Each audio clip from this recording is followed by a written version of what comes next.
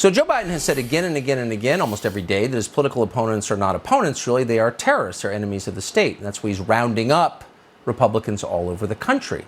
They went after the pillow guy. The FBI raided the pillow guy in a fast food drive-thru.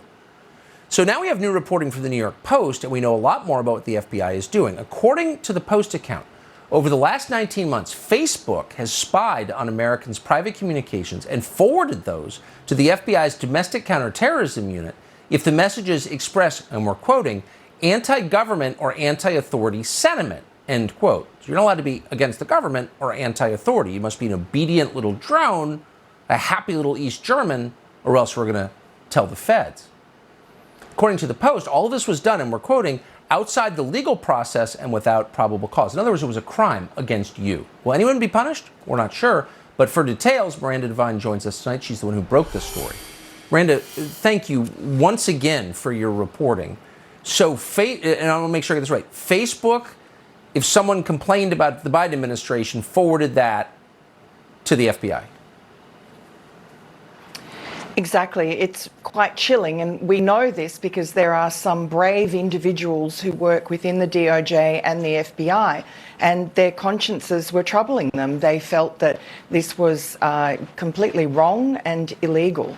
And basically, if somebody expressed a private opinion in a private message, an American citizen, on Facebook, then somehow their algorithms found that, they were indulging in wrongthink. They were questioning the 2020 election. They were expressing anti-government or anti-authority views.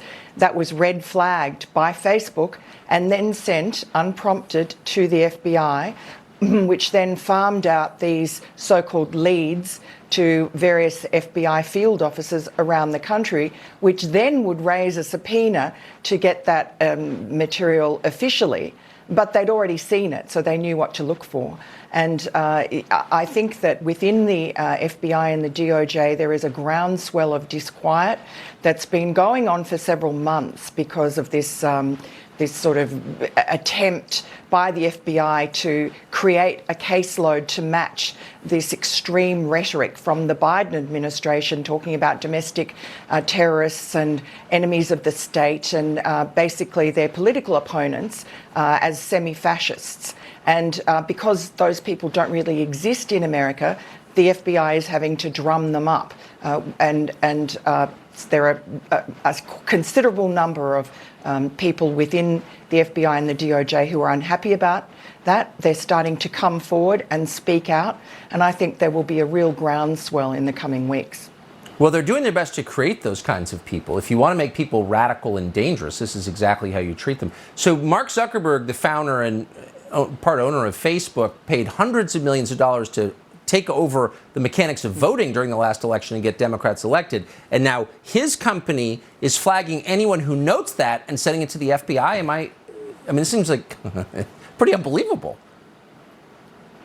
Well, it is, and it's terrifying. It's this collusion between big tech and the FBI in service to one side of politics. And I mean, that's authoritarian. We're in East Germany territory. This is the Stasi spying on citizens and, inciting other citizens to spy on their neighbours.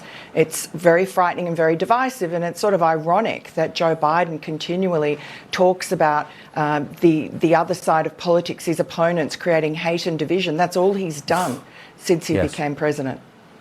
He's making people dangerously radical. I'm scared by it. I really appreciate your reporting, as always. Miranda Devine of the New York Post. Thank you. Thanks, Tucker.